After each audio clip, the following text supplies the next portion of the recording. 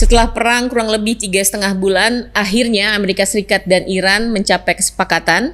Namun di balik kabar damai ini, dunia bertanya, apakah ini fajar ketenangan atau senja yang membawa badai berikutnya? Wah, dan untuk Iran, senja yang membawa badai, hebat. Amalia Kartika. dan ini untuk Iran, apakah akan terbuka modern seperti Dubai? Atau sama saja? Apakah perdamaian ini momentum baru bagi Iran untuk jadi negara terbuka, modern, yes, merangkul dunia, bukan menolak dunia. Gimana Bang? Ini damai apa jeda lagi nih? Kan baru ditandatanganin Jumat. Ya, tentu saja sebagai manusia kita berharap perdamaian. Dan mudah-mudahan kan akan diteken di Swiss, di Jenewa ya, hari Jumat. Hari Jumat.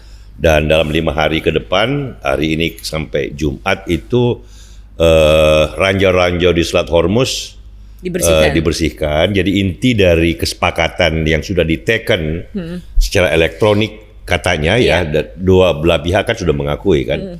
Dan rombongan Iran ke Jenewa akan dipimpin seperti biasa. Galibaf, Araghchi, Menteri Luar Negeri ya. Kalau dari Amerika belum tahu apakah Trump langsung atau JD Vance ya, tapi dua-duanya sudah mengakui bahwa kita sudah taken kok, tinggal taken formalnya di Jenewa. Memang untuk masuk ke penekanan ini kan berhari-hari tensi dan suspensi itu cukup tinggi karena ternyata Araghchi pun di demo di Tehran oleh kaum beberapa gelintir ya, 12 atau 20 gelintir kaum garis keras, mungkin diperintah juga sama Jenderal Fahidi untuk untuk positioning ya. Dan tahu nggak tuduhan terhadap Araghchi, Menteri Luar Negerinya ini di Tehran dianggap sebagai boneka Amerika. Kalau mau ke Jenewa berarti boneka Amerika, itu kan garis keras. Memang masalah Iran selama ini kan mereka terkungkung, terperangkap oleh kaum garis keras itu loh. Masyarakatnya 80%, 90% sudah mau normal, sudah mau menjadi seperti Turki, seperti di Dubai, rakyat yang bebas, yang sejahtera, yang terbuka, yang toleran. Tapi karena ya tadi ada kayak 10% dan diwakili oleh para demonstran yang menolak perdamaian di Jenewa dan menuduh Araghchi sebagai boneka Amerika kalau menerima gitu loh. Itu kan mudah-mudahan ya fase ini bisa memang berakhir dan pada Jenewa. Katakanlah Geneva Accord. Gitu. Kesepakatan Jenewa kan. Nah mudah-mudahan, tapi isinya adalah bahwa yang pertama Teluk Persia terutama Selat Hormuz bebas dari ancaman pasukan nyamuk, ya, drone murah sama speedboat kecil gitu. Dan sebagai imbalannya blokade Amerika ini kan ditarik, sehingga perdagangan lancar, normal bagi dunia dan bagi Iran juga kan. Minyaknya kan selama ini tertahan. Selama blokade hampir 2 bulan kan tertahan. Itu kan kira-kira 400 juta dolar per hari itu nilai ekspornya Iran. Jadi kira-kira 6 triliun per hari. Nah, lumayan. Jadi bukan lumayan lagi. Memang berjepit. Ini yang membuat Iran sebenarnya terkesima. Semula kan dia menganggap bahwa dengan pasukan nyamuk, intimidasi terhadap tanker-tanker yang lewat, dia berhasil menjadikan Selat Hormuz sebagai daya tawar gitu loh, sebagai satu alat kontrol terhadap perkembangan ke depan. Ternyata dengan blokade Amerika jadi ketanggor sendiri karena dia pun kena blokade gitu loh, kena imbasnya juga sehingga ini yang membuat ekonominya makin terpuruk. Dan ini yang membuat mau garis keras mau garis moderat di Tehran harus berpikir dari hari ke hari bagaimana mengatasi jepitan ekonomi di tengah rakyat yang semakin lama semakin menunggu, semakin lama semakin gak sabar what is going to happen with us gitu loh. Kalau buat Amerika sendiri kan gak ada soal dalam pengertian, bukan gak ada soal ya, artinya harga-harga minyak naik juga kan di naik Amerika. $4-5, tapi kan nggak terlalu banyak berarti karena ekonomi Amerika begitu kuat. Sebenarnya yang paling penting kan sebenarnya dari segi politiknya, public opinion buat Trump itu kan penting, dan public opinion di Amerika semakin tidak mendukung perang ini gitu, semakin kecil daya. Pertama memang awalnya nggak banyak, 40%-an, kan tinggal 30, barangkali ke 20. Jadi dalam hal ini juga perdamaian ini memberi jalan keluar bagi Trump, tetapi lebih terutama memberi jalan keluar kepada Iran, karena Iran yang paling tersudut dengan semakin panjangnya gencatan senjata yang tetap ada blokadenya gitu. Nah, dengan perdamaian ini yang ditandatangani di Jenewa nanti, berarti Selat Hormuz terbuka for all. Itu satu dulu, termasuk buat Iran. Jadi ada waktu dia bernafas. Isu kedua yang masih harus dibicarakan adalah masalah nuklir. Nah, dan ini kan butuh waktu. Masih paling kabur tuh, Bang. Nah, ini kan sebagai imbalan kalau nuklir selesai kan sanksi dan aset-aset finansial Iran di luar negeri kan, terutama sanksi ekonomi yang membuat jepitan ekonomi terhadap Iran itu sedemikian rupa sehingga kan sebelum perang pun kan dia krisis. Rakyatnya jutaan turun ke jalan menolak pemerintahan rezim teokrasi militer dan meminta perubahan. Nah, karena itu kita nggak tahu berapa lama negosiasi, tapi dalam perdamaian ini perjanjiannya adalah 60 hari waktu untuk membicarakan masalah itu. Trump bilang, if we don't solve it in 60 days, I'm going to do something harsher than before gitu loh. Kita lihat ini kan memang ini peace through strength atau apa, reward carrot and stick. Jadi kalau lu mau nuklir dideklarasikan dan diperiksa dengan baik bahwa memang tidak ada ambisi untuk menjadi negara dengan senjata nuklir, maka sanksi ekonomi itu kita akan lepaskan bertahap. Termasuk yang pencairan aset. Termasuk pencairan aset. Jadi menjadi normal. Kan masalahnya kan setelah Selat Hormuz tinggal satu soal nih, soal nuklir.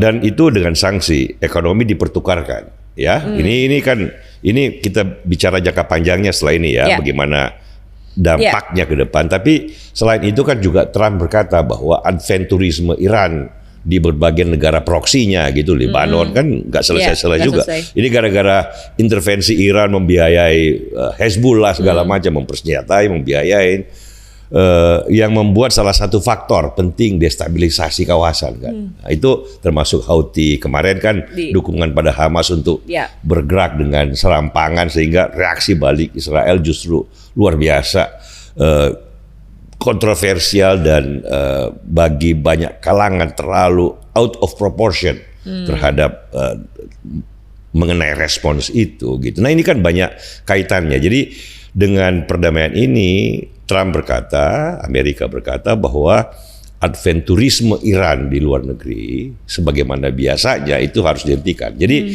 ini kan satu paket. Dan di balik semua itu ada carrot, ada sebuah janji bahwa if you behave normally, maka sanksi ekonomi bertahap kita hilangkan dan Iran dirangkul kembali dalam keluarga besar negara-negara yang normal, baik di Timur Tengah maupun dalam pergaulan di dunia. Jangan lupa kalau untuk nuklir kan sudah ada 5 resolusi Dewan Keamanan PBB, dan termasuk oleh Iran, oleh Rusia, yang memang berkata bahwa Iran tidak boleh memiliki senjata nuklir, bukan hanya karena ada non-proliferasi, tetapi ini kawasan Timur Tengah itu sudah bergolak 100 tahun. Kalau tambah lagi satu, the nuclear entity, state entity di sana, maka negara lain seperti Mesir, Arab Saudi juga akan berkata, enak aja Iran mau sendiri seperti itu. Mereka juga akan meminta peluang yang sama, mencari peluang yang sama, dan before you know it, Timur Tengah akan menjadi kawasan yang luar biasa berbahaya, 100 kali lebih berbahaya dari sekarang kalau pelaku-pelakunya sudah masing-masing ingin memiliki senjata nuklir. Karena itu banyak orang berharap pada perdamaian ini mudah-mudahan langgeng, terutama negara-negara tetangga Iran. Negara Teluk ya. Di Teluk kan, Kuwait, Arab Saudi, Qatar, Bahrain, Uni Emirat Arab yang terdiri dari 2 entitas besarnya nih, Abu Dhabi, Dubai dan juga Oman kan juga berharap, ini kan tetangganya di Selat Hormuz. Arab Saudi yang jauhan juga. Mesir juga yang jauhan juga berharap. Gila lo, perang lo kapan kita dagangnya, kapan kita majunya, mikirnya cuma perang, resistensi, rudal gitu loh. Orang kan sekarang berpikir teknologi. Ya, lihat Elon Musk kemarin, 1,7 triliun US dollar, begitu banyak pedagang-pedagang individual yang senang dan mempertaruhkan risiko yang besar untuk mengejar mimpi teknologi yang maju gitu loh. Masa kita perang melulu 100 tahun nggak selesai, kan kata orang-orang di Timur Tengah gitu. Dan makin banyak rakyat Iran, makin banyak rakyat Iran, apalagi anak mudanya yang berpikir yang sama gitu loh. Ini gila nih kekuasaan teokrasi militer. Udah 50 tahun retorikanya itu aja. Down to Amerika, down to Israel, fight forever gitu loh. Ngapain kayak gitu kan dia. Harusnya go to the moon ya. Go to the moon gitu loh. Space economy, ruang angkasa luar, jadikan sebuah wilayah ekonomi baru gitu loh. Tempat humanity. Kalau kata Elon Musk gitu. We introduce consciousness, kesadaran in the outer space. Lah itu layak untuk bermimpi seperti itu gitu. Kalau bolak-balik retorikanya anti Amerika, Amerika go to hell kata Bung Karno.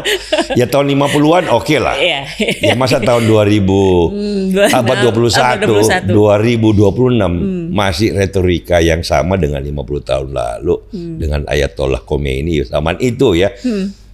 Deng Xiaoping tahun segitu kan bukannya go to hell Amerika gitu loh. Dia malah ke Jimmy Carter.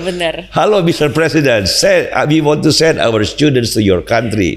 We need to learn the new science and technology gitu loh. 40 tahun kemudian gilang gemilang. Gilang gemilang, Cina, Jepang gilang gemilang, Dubai, Qatar gilang gemilang. Rakyat Iran bilang ini mulai pada gila semua jenderal-jenderal kita nih. Kita disuruh jalan ke belakang lulu. Nah, karena itu konteks perdamaian ini penting bukan hanya bagi Amerika, bukan hanya bagi rakyat di Qatar atau di Dubai, tapi juga penting bagi rakyat Iran yang bermimpi sesuatu yang baru gitu, dan kita wajib berharap dan mendukung pada mimpi seperti itu, Mel. Itu, Mel. Oke, sebelum kita lanjut, Bang, aku mau ingatkan lagi kembali kepada teman-teman Freedom untuk mengunjungi Perpustakaan Umum Freedom Institute di Jalan HR Rasuna Said, Kuningan, Jakarta Selatan. Buku-bukunya up to date, dingin, keren banget tuh perpustakaan, bisa ngonten, bisa diskusi, bisa belajar. Membuka perspektif yang berbeda dengan media mainstream. Dengan media mainstream. Ya kan, dengan buku-buku yang kaya pengetahuan. Betul banget dan gratis. Termasuk bikin konten, oke. Oke, silahkan, nggak dilarang-larang. Freedom. Oke, Bel. Oke, lanjut, Bang. Dengan adanya perdamaian ini dampak ke ekonomi global kan mulai kerasa tuh. Ya. Minyak turun drastis. Jadi tadi malam aja atau pagi ini saya cek Brent ya, crude itu sudah turun ke kisaran $81-82. Dari kemarin kan puncaknya pada saat ini kan $120. Sebelum perang kan kira-kira $70, $68. Jadi udah tinggal dikit selisihnya. Jadi hampir normalisasi, dan ini saya kira bagus sekali buat beberapa negara Asia seperti Filipina, seperti Korea Selatan, India, Pakistan, barangkali juga Indonesia kan kena dampak langsung yang bagus. Yang kemarin kan sempat BBM kita naik, yang non subsidi kan naiknya pesat. Ya, barangkali dengan turunnya harga ini bisa dipikirkan kembali supaya harga-harga lebih terjangkau. Saya kira bagus juga bagi inflasi global ya. Ini kan 20% kan Selat Hormuz itu lalu lintas dari energi dunia, termasuk bukan cuma minyak dan gas tapi juga pupuk ya, dan juga bahan baku plastik kan, ini kan semuanya terpengaruh, dan mudah-mudahan perdamaiannya bertahan langgeng ke depan. Gitu, Mel, kira-kira. Balik ke Iran lagi nih. Jadi kalau kita kan bilang bahwa Iran memang yang paling tersudut dalam peperangan ini, semula mereka selalu gembar-gembor sebagai the new hegemon di Timur Tengah gitu, dengan kekuatan militer yang dahsyat. Ternyata kan itu di atas kertas aja, omon-omon. Lebih banyak karena dominasi pesawat-pesawat Amerika di langit Iran kan nggak terlawankan gitu loh, nggak satupun yang bisa melakukan perlawanan. Dan dalam situasi terjepit, Iran cuma bisa menyerang negara tetangganya yang tidak mau berperang, kan itu yang membuat Iran semakin tidak dipercaya, semakin terisolasi dari lingkungannya sendiri gitu. tersudut dalam mimpinya yang sudah membeku dalam zaman. Teokrasinya, alternatif dunia barat, melawan Amerika, melawan modernitas, melawan sekularisme. Ini semua kan yang membuat mereka salah pengertian apa itu kedaulatan sebuah negara yang membanggakan. Itu kan pengertian mereka keliru gitu loh. Yang benar itu kan yang kayak di Dubai, yang kayak di Abu Dhabi, Qatar, Rim Al-Hashimi, sama Lana Nusabe. Itu perwakilan dari sebuah dunia baru di Teluk Persia, di Timur Tengah, di dunia bukan Arab aja, tapi kan Persia juga, dunia Islam secara keseluruhan yang ada di kawasan itu. Nah, ini mudah-mudahan sebuah pertanda baru menangnya arus modernitas, arus keterbukaan di Timur Tengah dan juga di Iran sendiri. Ini pentingnya pertarungan antara kelompok moderat di satu pihak dan kelompok garis keras di pihak lain. Ini kan yang kemarin demo kepada Araghchi, Menteri Luar Negeri Iran sendiri kan, yang menganggap bahwa kalau damai di Jenewa, kalau tanda tangan, itu berarti Araghchi jadi boneka Amerika. Ini kan cermin dari pengertian yang keliru. Bahkan orang kayak Araghchi pun dianggap boneka Amerika. Ini orang-orang garis keras Iran ini sama dengan kita ingatkan juga para pencinta atau fans boy dari rezim otokrasi, teokrasi Iran di Indonesia kan banyak yang salah pengertian loh tentang apa itu Amerika, bagaimana kedaulatan, bagaimana bersikap berhadapan dengan Amerika.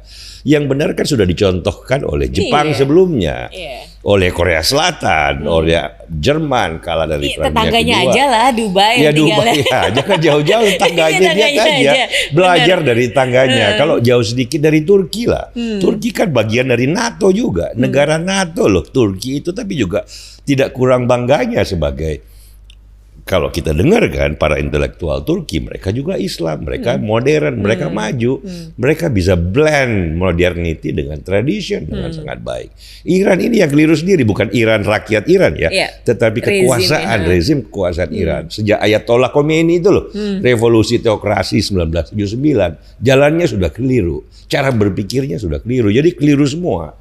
Rakyatnya yang menderita.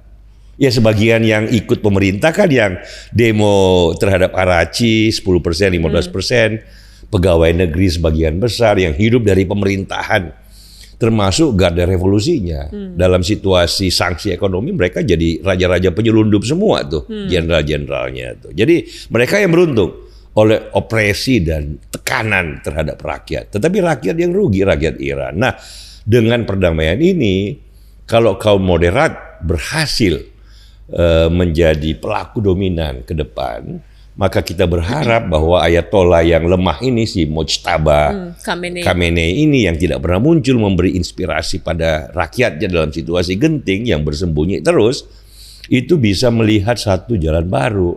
Udah deh, kasih aja tuh kepada Presiden Masud Pezeshkian.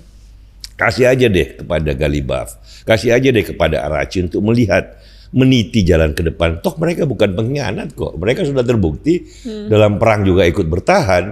Tapi kan at some point mereka tahu mau ngelawan siapa lagi, melawan dengan apa gitu loh. Iya kan, nggak mungkin lah mereka menang lawan Amerika. Bukan Amerika tuh jangan dilawan dalam pengertian kayak Jepang dong, diserap, dijadikan bahan pelajaran untuk menjadikan Jepang maju. Sama dengan Cina. Tarik tuh investor dari Amerika, kirim mahasiswa belajar ke Amerika, pelajarin tuh yang disebut dengan kemajuan. Mereka kan akhirnya bisa lebih maju dari Amerika itu sendiri. Karena Amerika kan bukan sekedar teritori, bukan sekedar, ini kan bagi kita dia sebuah simbol lah ya, bahwa beginilah kalau mau negara maju, negara yang terbuka, negara kaum imigran kayak Elon Musk eksis dan menjadi terkaya di dunia 1 triliun US dollar gitu loh, imigran loh, bukan warga negara awalnya.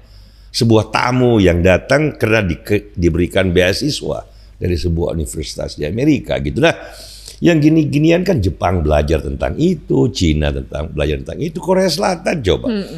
MacArthur menyelamatkan dari serbuan komunisme dari utara gitu, di garis perbatasan dijaga sama pasukan Amerika udah hampir 70 tahun.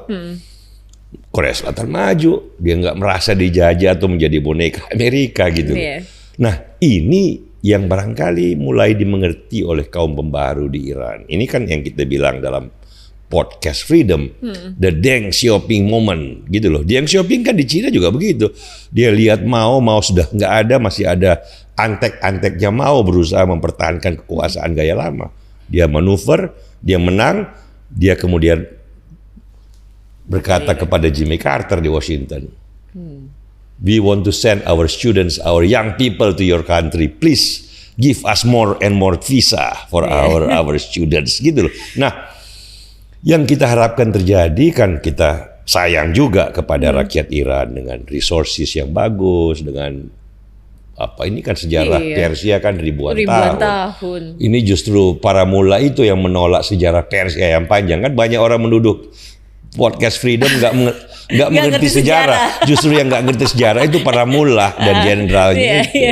Yang namanya Persia ke belakang sebelum Yunani, Athena jadi maju kan mereka sudah maju, Persepolis itu loh.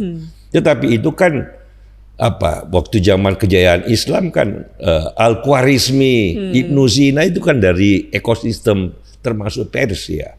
Dan mereka kontribusi kepada ilmu pengetahuan, kepada perdagangan, keterbukaan luar biasa. Para mula sama jenderal teokrasi nutup. Dia mau melupakan sejarah Persia yang panjang. Jadi yang mau melupakan sejarah Persia yang panjang itu bukan podcast Freedom. Pendukung fanatik para mullah gitu loh. Seolah-olah sejarah berhenti tahun 1979 ke belakang gitu kan. Inilah kadang-kadang kita gunanya podcast Freedom kan itu. Memberi pengertian yang luas, membuka sejarah, mengajak kawan-kawan kita di Indonesia juga untuk berpikir lebih leluasa melihat perkembangan sejarah. Jangan terlalu fanatik terhadap sesuatu hal yang tertutup dan kita tidak tahu sama sekali. Karena itu perlu belajar sejarah, perlu belajar global politics gitu loh. Kira-kira Bel. Satu pertanyaan, satu kalimat Bang. Ya. Siapa yang menang? Kalau menurut saya gagasan, kebebasan dan keterbukaan yang menang. Itu Hegel Bel. Hegel. Jadi sejak awal perang kan orang pro kon Donald Trump. Iya kan? Pro kon Amerika. Ada campur-campur dengan Israel, dengan Bibi Netanyahu. Kita melihat cara Hegel, jangan lihat kayak gitu dong. Lihat lebih jauh. Ini kan sejarah progression. Dia menuju suatu titik di mana humanity itu teremansipasi, terbebas dari belenggu. Ini kan kayak novel Indonesia yang terkenal. Belenggu, bebas dari belenggu. Lepas dari belenggu ya. Kita juga pengen rakyat Iran terbebas dari belenggu, dan cara melihat sejarahnya adalah cara Hegelian. Ya kita bisa berdebat soal Napoleon kan, kalau zamannya Hegel salah atau enggak intervensi Napoleon Prancis waktu itu ke Jerman yang pisah-pisah oleh berbagai kerajaan besar kecil yang saling berperang. Ratusan tahun juga perangnya di Eropa Tengah waktu itu kan, ada Prusia, ada Bavaria, ada macam-macam. Si Hegel bilang, jangan lihat Napoleon sebagai individu dan jenderal perang. Lihat dia sebagai sebuah perwakilan sejarah yang mengubah Jerman menjadi Jerman yang lebih baik, modern, terbuka, dan menyatu gitu loh. Nah, kita berharap progression of history ala Hegelian terjadi di Iran lewat perdamaian atau lewat sosok seorang dewa mabuk, whatever it is. Tetapi dia menjadi perwakilan sejarah. Who knows? Ya, kita berharap, berdoa, semoga jalan terbuka. Kita kan yang ketawa kan, kita salut pada Al-Hashimi, Rahim Al-Hashimi, Lana Nusaybeh. Itu perwakilan-perwakilan baru. Tokoh-tokoh politik dan pemimpin Islam di Timur Tengah, di Teluk Persia itu yang terbuka, modern, fasih dalam berbicara, menjelaskan permasalahan mereka gitu loh. Tanpa pretensi kita boneka Amerika nih, kita diperalat Amerika nih, apa sih ya gitu-gituan. Kerdil berpikirnya gitu loh. Dia besar jiwanya gitu loh. We want to go to the future gitu. Orang kan lihat Elon Musk sudah cita-cita ke bulan, ada mineralisasi pabrik di bulan. ada data center di ruang antariksa. Ini masih aja teokrasi, ayat-ayat yang diperintahkan dengan paksa gitu, dikendalikan tentara untuk rakyat harus ikut, nggak usah ngomong dan protes gitu. Apa sih yang kayak gitu-gituan? Sudah harus kita tinggalkan. Tinggalan zaman itu udah. Itu sudah zaman yang membeku. Kita tinggalkan. Kata takdir Ali Sabana, arungi laut dengan gelombang yang dahsyat. Gitu loh. Gitu loh, Mer. Takdir Ali Sabana itu pesan Nusantara, Mer. Oke, thank you Bang Jelly. Terima kasih teman-teman Freedom yang sudah bergabung. Demikian Top News International Freedom Institute. Sampai jumpa.